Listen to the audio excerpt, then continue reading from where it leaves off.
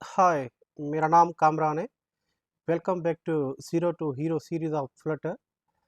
Flutter में mobile application design करने से पहले हमें कुछ बेसिक चीज़ों का आइडिया होना ज़रूरी है, जैसे कि डेटा टाइप्स क्या है, वेरिएबल किस तरीके से डिक्लेयर कर सकते हैं फ्लटर में, and for loop, if else, switch statement and so on so. तो कुछ टॉपिक्स हैं जो कि हमें कवर करने हैं बिफोर बिल्डिंग या designing any Flutter mobile application. Okay, so चलिए स्टार्ट करते हैं। Built in data types, numbers. Numbers के अंदर हमारे पास इंटीजर एंड डबल आएगा, उसके बाद strings, booleans, objects, enumerated, list also known as array, maps. List and maps हम कुछ वीडियोस के बाद देखेंगे जब आप थोड़े से फेमिलियर हो जाओगे फ्लटर एप्लीकेशन से। All data types in dot are objects, therefore values are by default null। ये जितने भी डेटा टाइप्स हैं ये एज ऑब्जेक्ट्स हैं, तो इनकी जो वैल्यू जो होगी बाय डिफ़ॉल्ट वो एज नल होगी। हम ये प्रैक्टिकल भी करके देखेंगे। Variable declaration integer, it is a number without a decimal place. Let's say to define the student age 25। Integer data type कहाँ पे यूज़ होगा? जहाँ पे हमें सिंपल वैल्यू स्टोर करनी हो जिसमें कोई डॉट ना हो। Let's say to define the student age 25। For an example, हमें एक वेरिएबल डिक्लेयर करना है जिसका नाम एज होगा, जिस एज वेरिएबल में हम वैल्यू स्टोर करेंगे 25। तो किस तरीके से कर सकते हैं? फर्स्ट ऑफ ऑल हम डिफाइन करेंगे डेटा टाइप कौन सा है।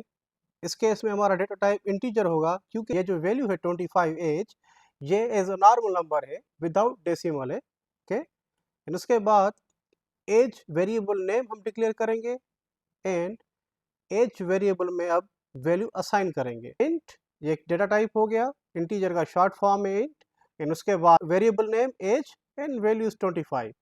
सेम एज वेरिएबल हम वार कीवर्ड से भी डिक्लेयर कर सकते हैं।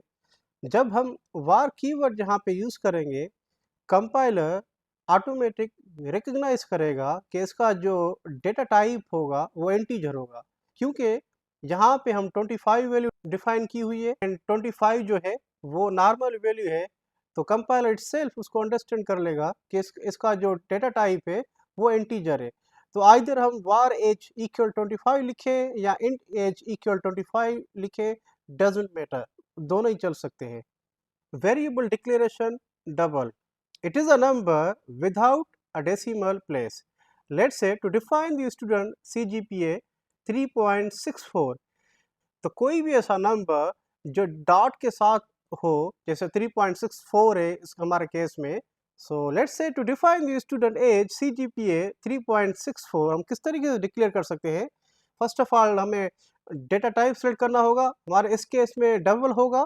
उसके बाद CGPA जो वेरिएबल नेम, एंड वेरिएबल में हम वैल्यू स्टोर करेंगे जो कि है 3.64। अब यही वेरिएबल हम दूसरे वे से भी डिक्लेयर कर सकते हैं, जैसे प्रीवियस एग्जांपल में मैंने आपको बताया था कि वार एज, तो सेम वे से यहाँ पे भी हम कर सकते हैं वार CGPA इक्वल 3.64। इस केस में कंपाइलर क्या करेगा, क्योंकि यहाँ पे 3.64 है, ये इधर डेसिमल वैल्यू है इसके साथ, तो कंपाइलर इसको रिकग्नाइज करेगा कि इसका जो डेटा टाइप होगा वो डबल होगा। तो आइदर अगर यहाँ पे अगर लिखते हो आप डबल CGPA इक्वल 3.64 या var CGPA equal 3.64, it doesn't matter, दोनों ही चलेंगे। Variable declaration string, it holds text in this, you can use single या double quotation marks. Let's say to define the student name Hamdan. String हम उस जगह पे data type use करेंगे जब हमें कोई भी एज अ टेक्स्ट सेव करना हो वेरिएबल में, जैसे कस्टमर की एड्रेस हो गई या स्टूडेंट की एड्रेस हो गई, स्टूडेंट का नाम हो गया। तो इस तरीके से हम कोई भी ऐसा टेक्स्ट जो हमें स्टोर करना होगा, उस वेरिएबल का डेटा टाइप हम सिलेक्ट करेंगे स्ट्रिंग। सो हमारे एग्जांपल के हिसाब से हमें स्टूडेंट का नाम डिफाइन करना है हमदान। फर्स्ट ऑफ ऑल हम डिफाइन करेंगे डेटा टाइप स्ट्रिंग, एंड उसके बाद वेरिएबल नेम, वेरिएबल का जो नाम होगा, हमारे केस में स्टूडेंट नेम है तो हम जस्ट इसको एज अ नेम लिखते हैं।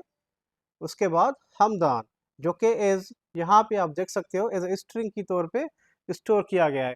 एंड यहाँ पे एक और भी चीज़ आप नोट करो कि अभी इस सिंटेक्स के हिसाब से डबल कोट यहाँ पे दिए हुए हैं, तो हम स्ट्रिंग जो है वो डबल कोट से भी स्टोर कर सकते हैं वेरिएबल में, या सिंगल कोट से भी हम स्टोर कर सकते हैं। ओके, तो दोनों में से हम कोई भी पिक कर सकते हैं, या var name equal double quote string या सिंगल कोट स्ट्रिंग हम यूज कर सकते हैं। तो इस केस में कंपाइलर क्या करेगा, इसको रिकग्नाइज करेगा कि अच्छा ये जो वेरिएबल है इसकी वैल्यू स्ट्रिंग है, तो बाय डिफॉल्ट इसको रिकग्नाइज करेगा कि इसका डेटा टाइप जो होगा वो स्ट्रिंग होगा। ओके, तो दोनों में से कोई भी आप ये सिंटैक्स यूज कर सकते हो।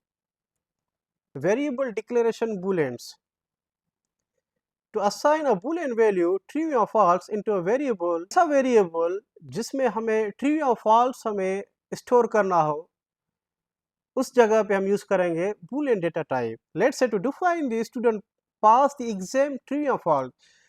एग्जाम्पल लेते हैं कि एक वेरिएबल डिक्लेयर करते हैं जो कि हमें बताए कि स्टूडेंट ने एग्जाम पास किया, ट्रू या फेल, फॉल्स। तो किस तरीके से हम कर सकते हैं, डेटा टाइप हम यहाँ पे मेंशन करेंगे बूलेन का शॉर्ट फॉर्म है, एंड उसके बाद एग्जाम पास, एंड उसके बाद वैल्यू जो हम स्टोर करेंगे वो होगी ट्रू। अब दूसरे वे से भी हम सिंटैक्स यूज कर सकते हैं, वार एग्जाम पास इक्वल ट्रू। अब यहाँ पे आप देखोगे कि ऑटोमेटिकली कंपाइलर इसको रिकग्नाइज करेगा क्योंकि इसकी ट्रू वैल्यू है, विदाउट नंबर है, विदाउट स्ट्रिंग है, तो इसको बूलेन कंसीडर करेगा by default. Variable declaration object, generally everything in a dot is an object, integer, string, but an object can also be more complex.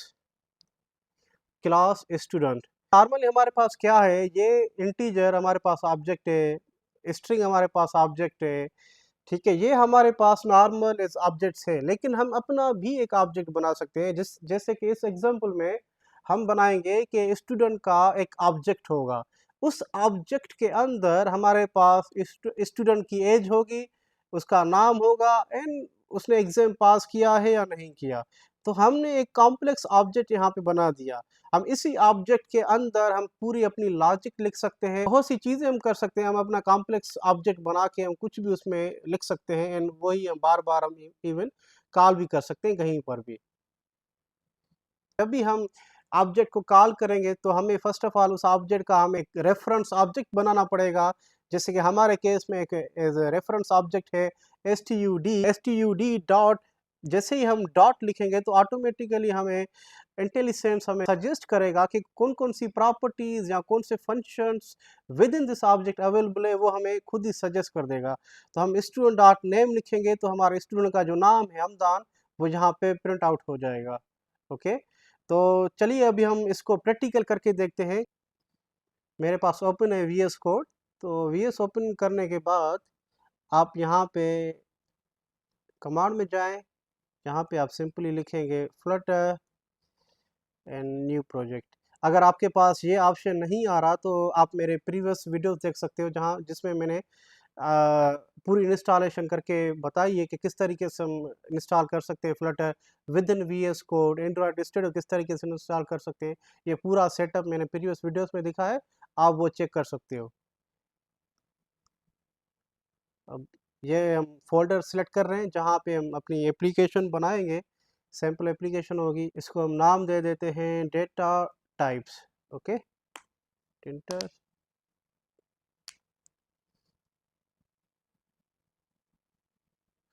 Okay, तो अभी हमारी sample application create हो चुकी है, सिंपली अभी इसको रन कर देते हैं।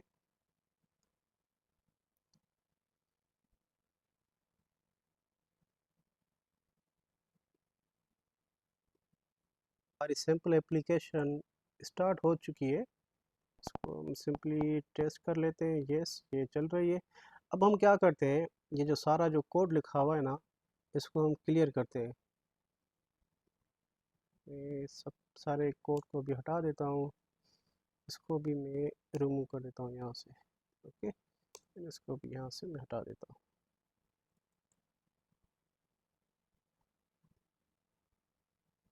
तो यहाँ पे एक और होगा, ये टेस्ट फोल्डर को भी हम डिलीट कर देते हैं।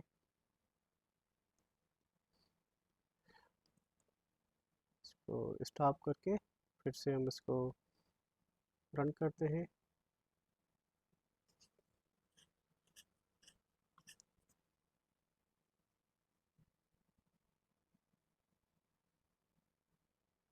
ओके, एप्लीकेशन हमारी रन हो चुकी है। फॉर श्योर यहाँ पे कुछ दिखेगा नहीं क्योंकि हमने सारा कोड ये भी यहाँ से उड़ा दिया हमने। हम जो काम करेंगे, जो आउटपुट दिखेगा, इस आउटपुट के कंसोल में वो दिखेगा।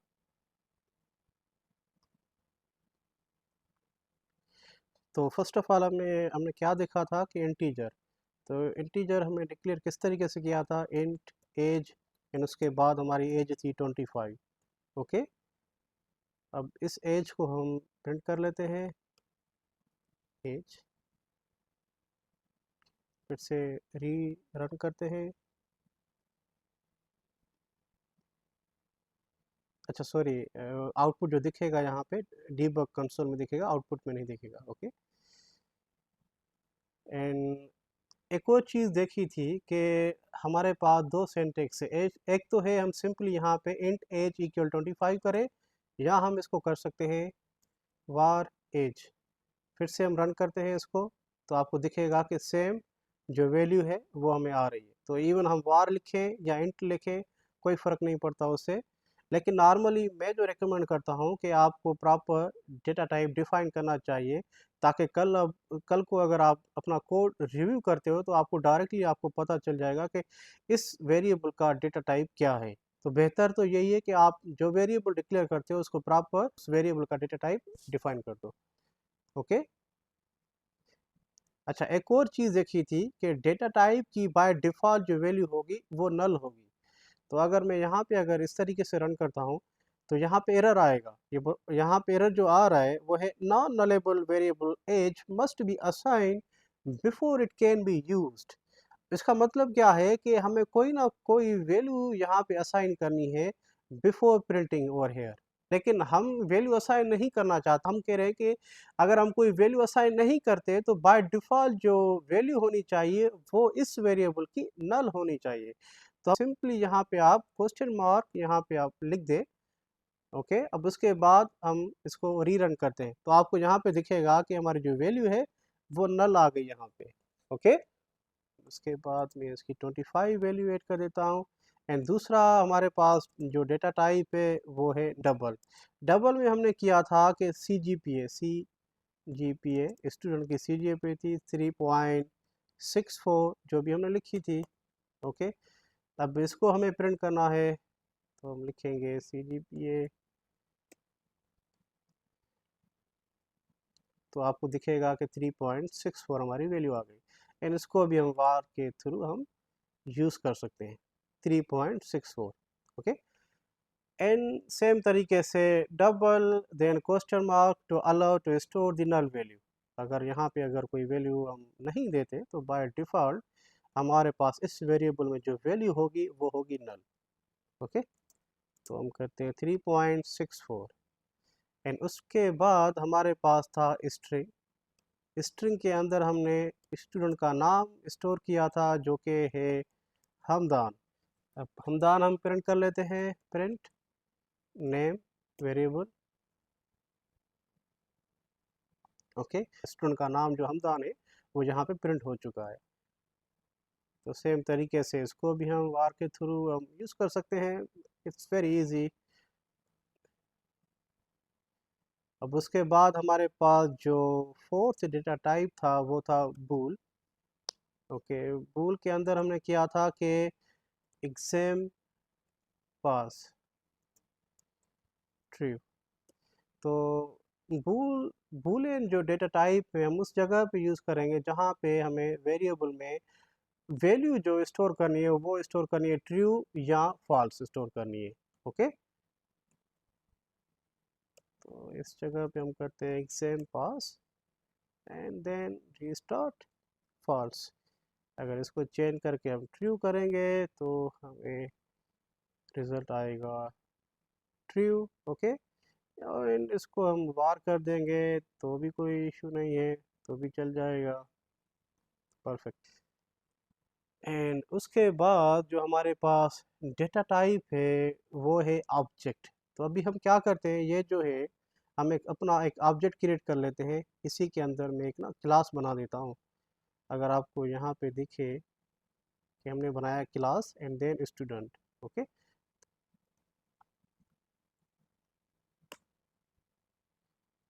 Class student.